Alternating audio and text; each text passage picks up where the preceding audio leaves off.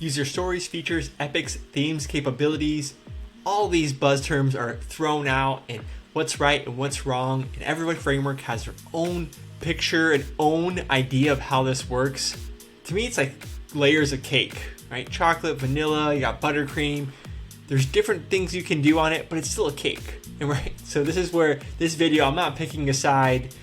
Here I'm just gonna tell you some background on it and also show you the differences between the different frameworks out there, so at least you can speak the same language with your team or your management and be successful in making, baking, and cutting that cake.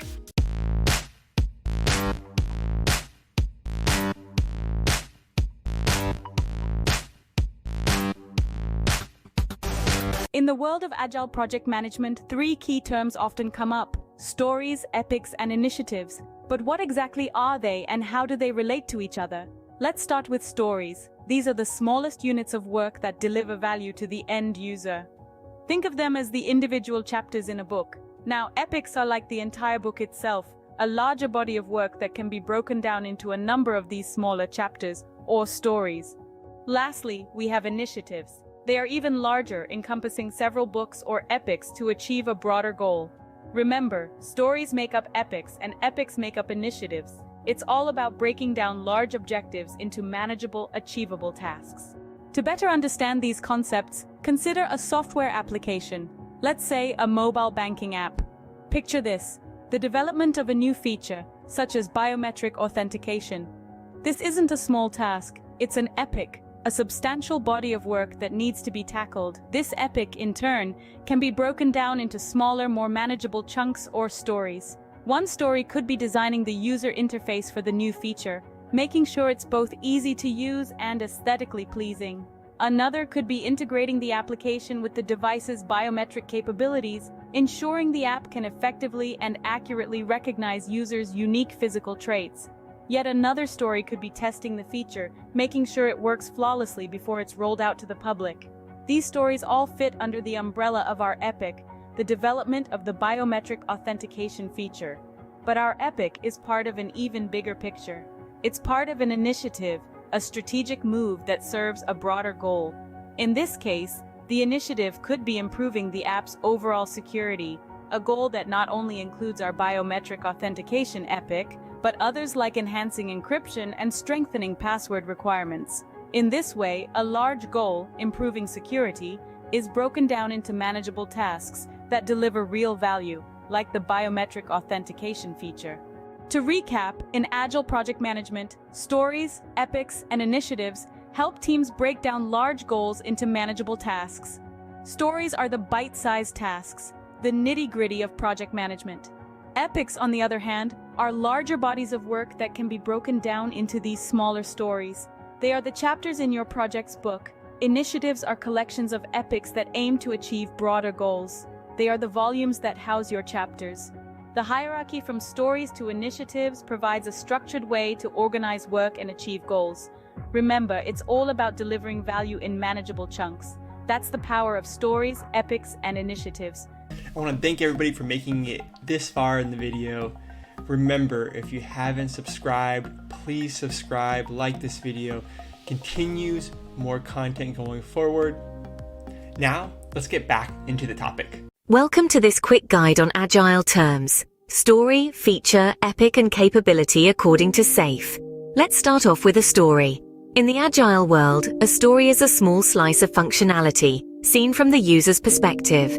It's the piece of the puzzle that can be completed in just a few days, providing just enough information for everyone to understand its purpose.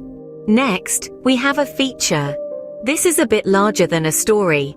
It encompasses solution functionality that delivers business value and can be delivered within a program increment, a specific time frame in Agile development. Moving on, let's talk about an epic. This is a significant solution development initiative that requires more planning and approval. It's not just a project, but a major undertaking that directly impacts the business value or advances the architectural groundwork for future needs. Lastly, we have a capability. This is larger solution functionality that often spans multiple Agile release trains, which are teams of Agile teams, working together to deliver even bigger pieces of value. Now that we know what these terms mean, let's dive into an example. Imagine we're developing an autonomous car. Let's apply our Agile terms. First up, we have a story. This could be something like, the car must detect and avoid obstacles. This is a small, manageable task that focuses on delivering a particular functionality from the user's perspective. Moving on, we have a feature. This might be the inclusion of an advanced obstacle detection system. A feature represents a chunk of functionality that delivers business value and is sized to fit within a program increment, or PI. This feature, our advanced obstacle detection system, is a piece of solution functionality that provides value to our autonomous car project. Next, we have an epic. This could be developing an autonomous driving system. An epic is a significant solution development initiative that requires a more extensive plan and approval process. It's a big picture goal that we're working towards, and it's something that can't be completed in a single sprint or PI. It's a large-scale project that will take time and resources to complete. Lastly, we have a capability. This might be the car's ability to drive autonomously. A capability represents larger solution functionality that often spans multiple Agile release trains, or ARTs. It's a significant piece of functionality that delivers value to our autonomous car project, and is also something that can't be completed in a single sprint or PI. By breaking down our project into stories, features, epics, and capabilities, we can better manage and implement our solution. This way, we can ensure we're delivering the most value to our stakeholders and making the best use of our resources. Let's recap what we've covered today. A story is a description of desired functionality, written from the user's perspective. A feature represents solution functionality that delivers business value. An epic is a significant solution development initiative, and a capability represents larger solution functionality.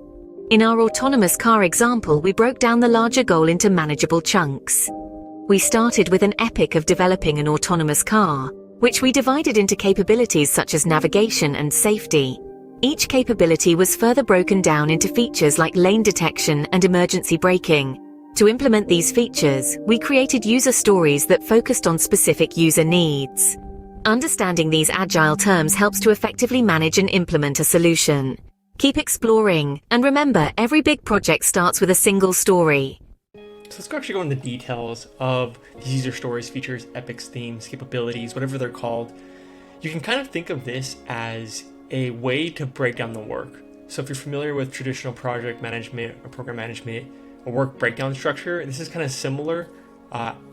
One thing I've noticed though, each framework has their own perspective on how this should be done and what it should be named in that breakdown structure. And so you can kind of think of that equivalent as a work breakdown structure for software projects.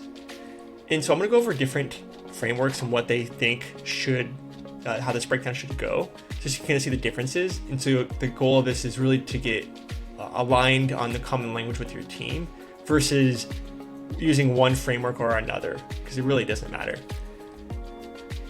So let's go through. So here's one way I've seen it. It's very common of how to break the work down. As far as there's initiatives and then epics and then user stories. So going from initiative being the highest goals, highest high level version, and you breaking it down into large bodies of work into things that can be done in a sprint. And so you can see here, this is one perspective of how this work should be broken down. As we go through here, there might be even more items here that are higher level. And you can see there might be a vision statement for your company or your product. So it might be a purpose, right, for your company. So it might start there and then go into a vision, then go into a strategic goal or theme, and then going back into the team level, so breaking down what teams can accomplish what, those cross-functional teams. You can see here there's maybe some initiative roadmap, and here, again, here's some icons. This is in particular to Jira, and this is, of course, Atlassian's perspective of how this should be broken down, and some of the icons you can use. And then going down even further here, right after initiative, maybe milestone, story, subtask, etc. So you can see here, this is one perspective of how this work should be broken down. Let's go into another portion here. So this is a very common one as well. So sometimes features are up here, right? You can see here that This is use cases or features at the very top. And so this might be a perspective of the highest level version of the work. And then maybe you might break it down to epics. This might take weeks. And then again, going to user stories might take days, and then tasks might be hours. So this is another perspective that I've seen before that's very common, and how to break down that work for your team. And one thing you could take a perspective on this is that it's generally just creating a common language with your team on kind of how big that work is. So you can kind of think of it like that as well. And this is again another reference here from another one I've seen is very common. And here's a third option that I've seen also very common is how this is broken down. And those familiar with the SAFe Agile framework, which is a scaled Agile framework, you can see here they have epics at the top, capabilities, and then they have features, and then they have stories. So what this looks like is, this is the highest level here from maybe strategic portfolio view, and breaking it down all the way to the team. And here's a good visual of that as well.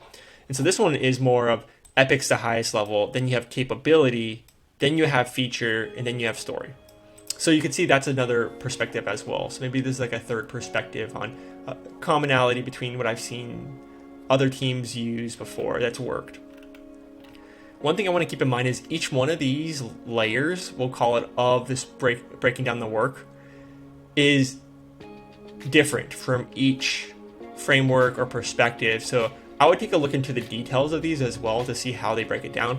And for example, you can see this is the scaled Agile framework. They're saying this is what an epic should have. You can see this is the highest level. So this is when your teams are starting to get an idea and starting to understand what this is. You're creating a hypothesis, right? You don't 100% know if this is going to work or not. So you're really going to test like a scientist. You can see here are some things to say, hey, these are some indicators that were successful. Here are some requirements that we need to do to test if this is going to be successful or not. And so you can see here, this is another perspective, but each one of the frameworks has their perspective on what each one of those layers should have. So I would take a look into the details and do what works best for your team, right? All of these can work within your team. The question is, what works best with your team and also the company you're in, and what's going to be more familiar to everybody as you're creating this work, so you can have visibility into the work and understanding from all the stakeholders. So that's kind of the perspectives, different perspectives, and kind of how that breaks it down. Again, do what works best for your team.